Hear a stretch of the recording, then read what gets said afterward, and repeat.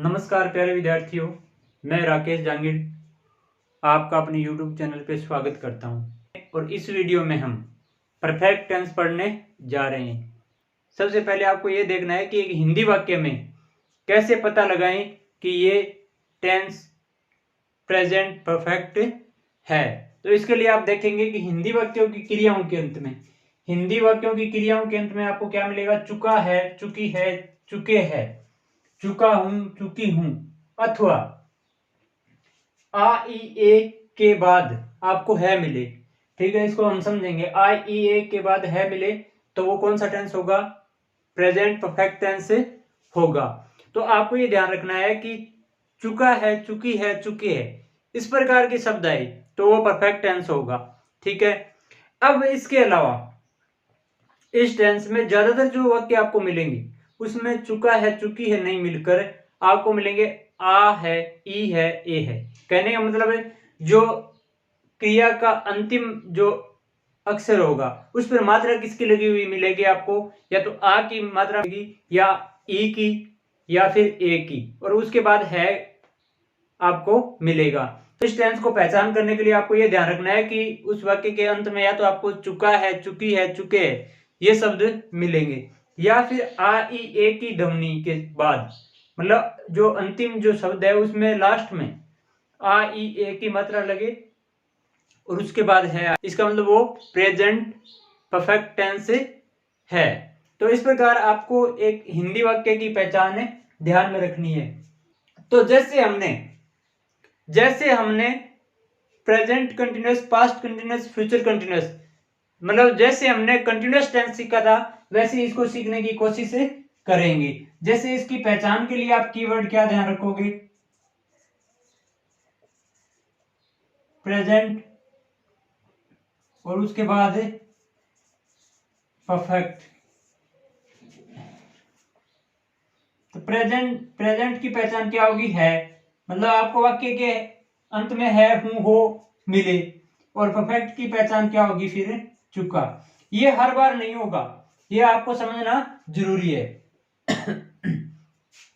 हर बार चुका, चुकी नहीं मिलेगा आपको। ये वाले इस तरह की वाक्य ज्यादा मिलेंगे। जैसे इसमें ए की मात्रा लगी है उसके बाद है, इसमें आ की मात्रा लगी हुई है उसके बाद है। तो इस प्रकार ये वाक्य आपको ज्यादा देखने को मिलेंगे और ये ज्यादा वाक्य हम बोलते हैं। तो आपको ये समझना है कि चुका, चुकी भी आएगा और उसके अलावा ये पहचान भी इस टेंस की होगी।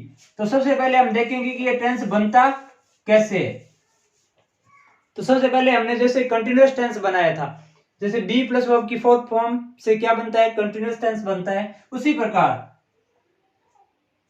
आपसे कोई पूछे कि परफेक्ट टेंस कैसे बनेगा तो आपका उत्तर आना चाहिए हैव की फॉर्म, उसके बाद वर्ब की थर्ड फॉर्म, हैव की फॉर्म प्लस वर्ब की थर्ड फॉर्म।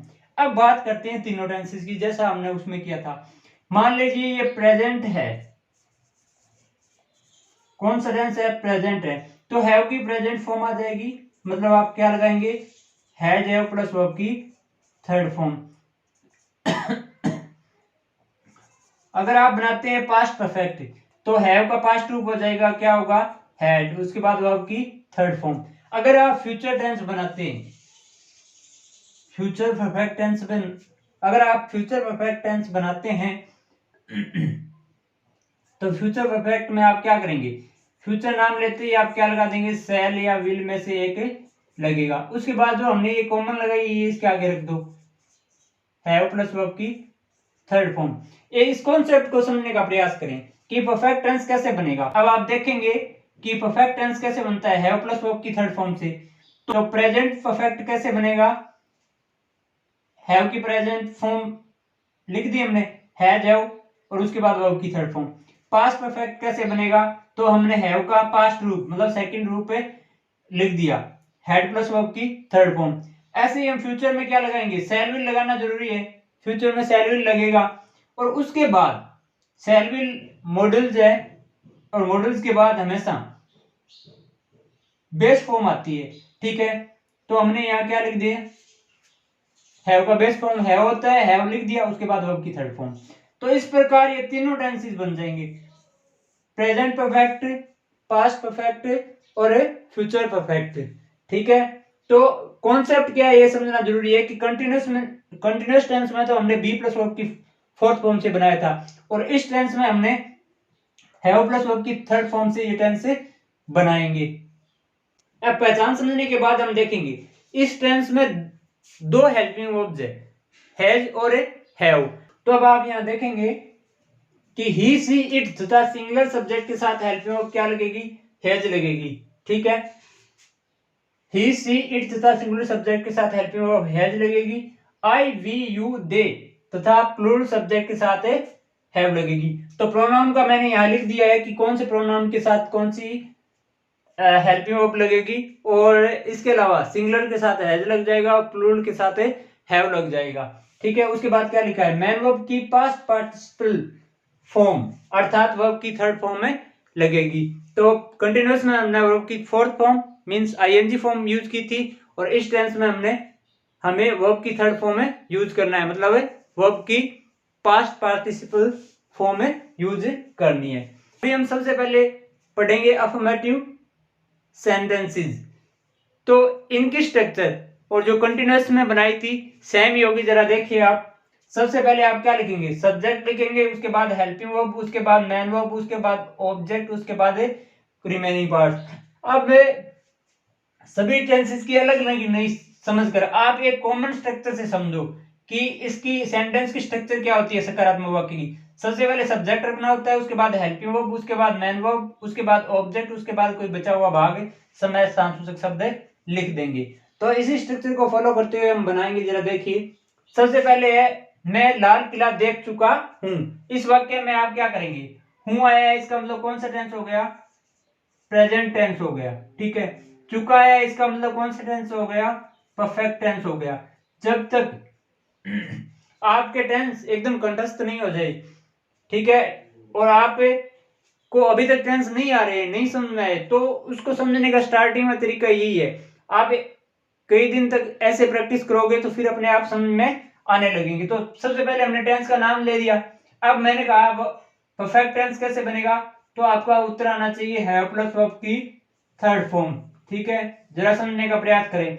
यहां मैंने नाम लिखा है प्रेजेंट, तो यहां हैव की प्रेजेंट फॉर्म आ जाएगी, और हैव की प्रेजेंट फॉर्म क्या होती है, हैज और हैव, और उसके बाद वर्ब की थर्ड फॉर्म, मतलब past participle form of the verb.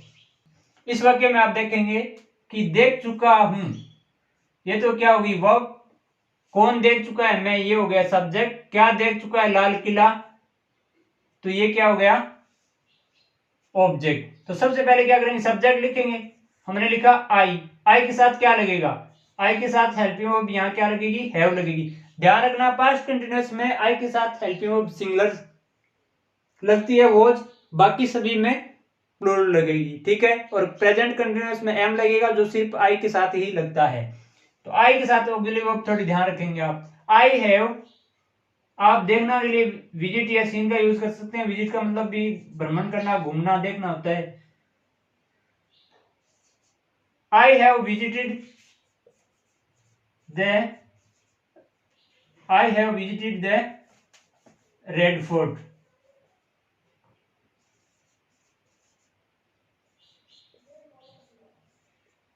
I have visited the Red Fort या I have seen the Red Fort. तो हमने सबसे पहले क्या रखा, सब्जेक्ट रखा, उसके बाद हेल्पिंग वर्ब, उसके बाद मैन वर्ब, उसके बाद ऑब्जेक्ट। उसी प्रकार अगला सेंटेंस देखिए, यहां देखिए ऊपर वाले वाक्य में तो चुका है और नीचे वाले में एक ही मात्रा लगी हुई है लास्ट में, और उसके बाद है आया है। तो आपको ये दोनों पहचान ध्यान रखनी है, ज्यादा नीचे वाले सेंटेंस से इस प्रकार के सेंटेंस आपको देखने को मिलते हैं। तो सबसे पहले आप देखेंगे कि याद कर लिए, ये तो हो गई वर्ब, किसने याद कर लिए, उसने, ये हो गया सब्जेक्ट, क्या याद कर लिए, सभी पार्ट, ये क्या हो गया ऑब्जेक्ट हो गया। सबसे पहले आप क्या रखेंगे, सब्जेक्ट रखेंगे, ही के साथ हेल्पिंग वर्ब क्या लगेगी, has, he has, he has, याद करना क्या होता है, learn, he has learn all the lessons, he has learn all the lessons. अभी हमें एक वीडियो बनाएंगे, उसमें आपको ये बताया जाएगा कि प्रोनाउंसिएशन में अंत में एस का उच्चारण कहाँ कहाँ जय होता है और कहाँ कहाँ स होता है। हर जगह स उच्चारण नहीं होता, जैसे यहाँ लेसन्स नहीं होगा, ये लेसन्स होगा। आपको कई शब्दों में ऐसा लग सकता है कि ये प्रोनाउंसिएशन ऐसे कैसे बोल रहे हैं, लेकिन एक्चुअल में उसका प्रोनाउंसिएशन वही होगा अगर आप डिक्शनरी में देखोगे। तो इसका एक और वीडियो बनाएंगे अंत में टेंस पूरे होने के बाद, कि किसी नाउन को आप प्लूरल बनाओगे तो उसमें जो एस लगेगा कहाँ उसका उच्चारण जय होगा और कहाँ उच्चारण उसका स होगा। तो उसने सभी पार्ट याद कर लिए हैं, क्या बनेगा, he has learn all the lessons.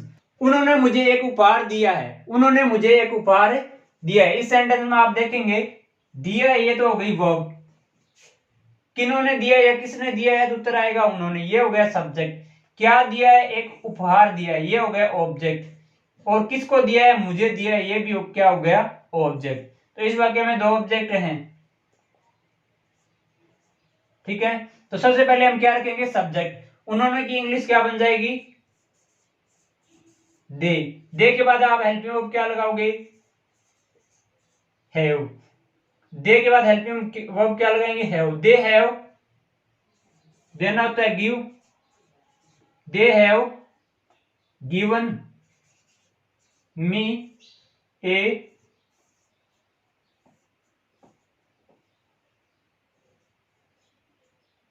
Gift, they have given me a gift. इसमें आप ये ध्यान रखेंगे कि जो इनडायरेक्ट ऑब्जेक्ट है वो पहले लिख दो, जो सजीव ऑब्जेक्ट है वो पहले लिख दो और निर्जीव बाद में लिख दो। प्रीपोजिशन लगाने की जरूरत नहीं पड़ेगी। अगर आप ए गिफ्ट पहले लिखोगे तो मी से पहले आपको क्या लगाना पड़ेगा, टू लगाना पड़ेगा, ये ध्यान रखेंगे आप। अगला सेंटेंस है, वह मुझसे मिल चुका है। इस वाक्य में आप देखेंगे चुका है, पहचान वही हो जाएगी। दोनों पहचान आपको ध्यान रखनी है, दोनों पहचान आपको क्या करनी है, ध्यान रखनी है। वह मुझसे मिल चुका है, तो मिलना तो क्या हो गई वर्ब, कौन मिल चुका है, वह क्या हो गया सब्जेक्ट, और किससे मिल चुका है वो क्या हो जाएगा, ऑब्जेक्ट। ठीक है, क्योंकि सबसे पहले सब्जेक्ट है, इस स्ट्रक्चर को फॉलो करते हुए लिखेंगे। तो ही क्या हो गया, सब्जेक्ट। ही के साथ हेल्पिंग वर्ब क्या आएगी, हैज। ही हैज, मिलना क्या होता है, मीट। मीट की तीसरी फॉर्म क्या हो गई, met. He has met, object क्या हो जाएगा, मी। तो ये क्या हो गया, सब्जेक्ट, ये हेल्पिंग वर्ब, ये मेन वर्ब, ये ऑब्जेक्ट।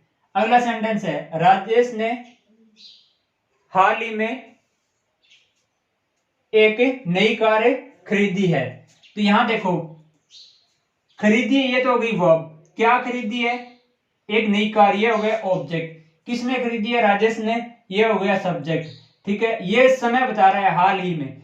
ठीक है, तो ये हाल ही का अर्थ होता है रिसेंटली या लेटली। इसको आप ऑब्जेक्ट के बाद लिखेंगे। तो सबसे पहले हमें क्या लिखना है, सब्जेक्ट लिखना है।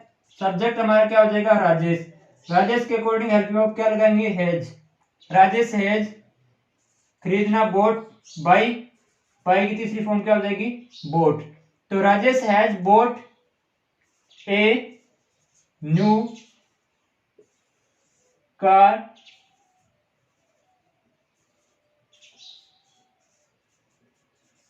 Recent. Rajesh has boat a new car recently. तो इस प्रकार आप एक परफेक्ट टेंस के सेंटेंसेस बना सकते हैं। तो परफेक्ट टेंसेस में सबसे पहले तो आपको क्या है, हिंदी वाक्य की पहचान आनी चाहिए। पहचान के लिए तो आपको 2 तरीके के शब्द ध्यान में रखनी है, एक तो चुका है, चुकी है, चुके हैं। इनके अलावा अगर जो अंतिम जो वाक्य में जो क्रिया आई है उसमें जो अंतिम मात्रा लगी हुई है वो आ ई ए की लगकर उसके बाद है आपको मिलेगा, तो इसका मतलब वो टेंस कौन सा है, परफेक्ट टेंस है। अब दूसरी ध्यान रखने की बात क्या है कि परफेक्ट टेंस बनाएंगे कैसे, तो आपका उत्तर आना चाहिए हैव प्लस वर्ब की थर्ड फॉर्म से। ठीक है, अब प्रेजेंट परफेक्ट बना रहे हैं तो आपको हैज हैव प्लस वर्ब की थर्ड फॉर्म यूज करनी है।